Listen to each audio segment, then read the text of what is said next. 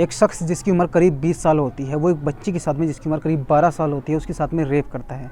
और रेप भी सिर्फ 1 या 2 बार नहीं बल्कि 4 सालों तक लगातार उसके साथ में वो रेप करता है। और जब पहली बार उसके साथ में वो रेप करता है तो उसके सीने पर ब्लेड से वो आई लव यू लिख देता है, ताकि अगर कोई और लड़का उसे पसंद करे या उससे बात करने की कोशिश करे, उसके सीने पर जब वो आई लव यू गुदा देखे तो वो उससे नफरत करने लगे। इसीलिए वो उसकी छाती पर आई लव यू लिखता है और वो उसके साथ में 4 साल तक लगातार बलात्कार करता रहता है। लड़की जब डिप्रेशन में आ जाती है, लड़की जब तबीयत ख़राब होने लग जाती है, तब जो उसके परिवार वाले होते हैं डॉक्टरों को दिखाते हैं और तब जाकर ये कहीं मामला खुलता है। दोस्तों आखिर क्या है ये मामला, कहानी को पूरा जानने के लिए वीडियो में लास्ट तक बने रहे। हम आपको शुरू से लेकर लास्ट तक बताएंगे आखिर ये घटना कहाँ की और कैसे हुई थी। लेकिन उससे पहले हमारे चैनल को सब्सक्राइब कर लीजिए ताकि हम आपको आपके लिए और अच्छी वीडियो बनाकर लाते रहें, और जब भी हम कोई वीडियो अपलोड करें तो उसका नोटिफिकेशन आप तक तुरंत पहुंच जाए। तो चलिए वीडियो की तरफ बढ़ते हैं, चलिए स्टार्ट करते हैं वीडियो। दोस्तों आज की सच्ची घटना है वो राजस्थान के जयपुर की है। दरअसल यहाँ पर एक शख्स होता है जिसका नाम होता है शक्ति सिंह। उम्र उसकी करीब 20 साल होती है। ये जयपुर के अंदर आता है और जयपुर के अंदर आकर ये जो बच्ची होती है 12 साल, इसी के मकान के बराबर में एक घर लेता है किराए पर और वहाँ पर रहने लग जाता है। अब जब ये रहने लग जाता है, जो उसके बराबर के पड़ोसी होते हैं, यानी कि जो लड़की होती है जिसके साथ में रेप करता है, इसके जो घर वाले होते हैं उनसे इसकी बातचीत होना शुरू हो जाती है।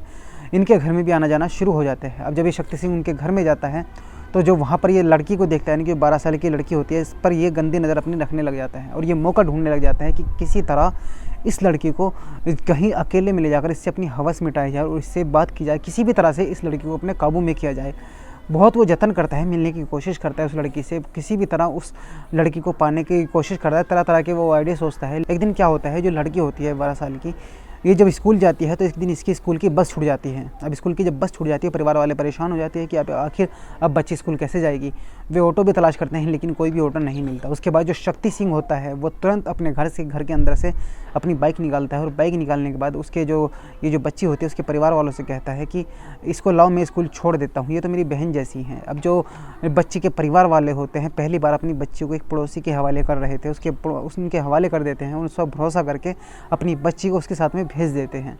अब जो शक्ति सिंह होता है स्कूल ना जाने के बजाय एक जयपुर के एक सुनसान सड़क पर जाता है और एक खंडर में ले जाने के बाद उस बच्ची के साथ में बलात्कार करता है। और बलात्कार करने के बाद वो एक ब्लेड से उसके सीने पर आई लव यू लिख देता है और उससे कहता है कि अगर तुम्हें कोई पसंद करेगा तो ये आई लव यू देखने के बाद वो तुमसे नफरत करने लगेगा।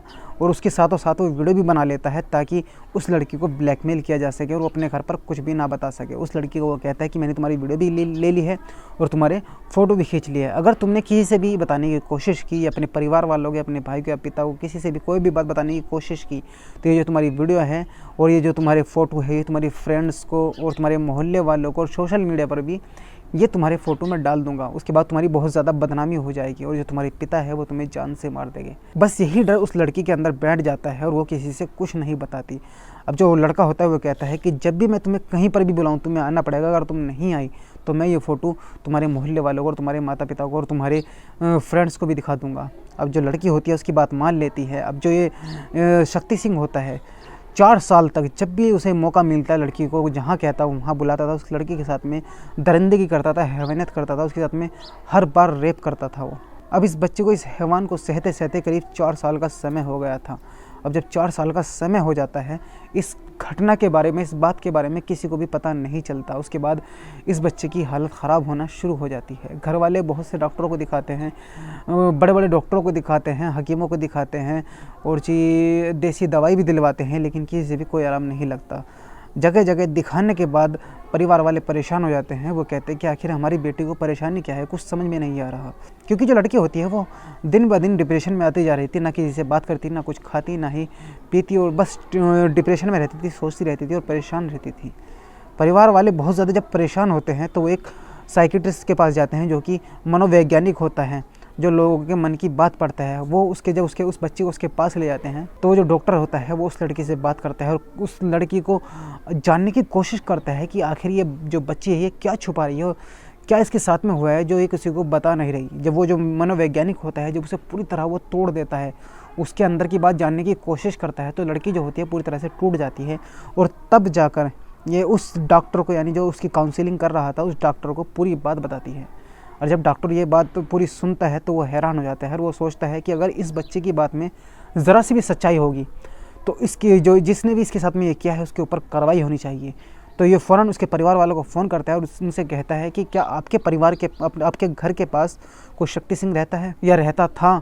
तो जो परिवार वाले होते हैं वो कहते हैं कि वो रहता था नहीं बल्कि रहता है। तो उसके बाद जो डॉक्टर होता है वो उनसे कहता है कि जो आपकी बच्चे की हालत हो रही है, इसकी जो तबीयत ख़राब हो रही है और ये जो डिप्रेशन में है, उसका नतीजा, उसके जो ज़िम्मेदार है वो आपका पड़ोसी शक्ति सिंह ही है। अब जो डॉक्टर होता है पूरी बात उसके परिवार वालों को बताते हैं। परिवार वाले सुनने के बाद दंग रह जाते हैं कि आखिर जिसे हमने अपना घर का सदस्य समझा, जिस पर हमने इतना भरोसा किया, अपने परिवार की जैसे समझा, यानी जो अपनी हमारी बेटी को अपनी बहन मानता था, उसी ने ही हमारी बच्ची के साथ में इतनी हैवानियत की, उसके साथ में दरिंदगी की है।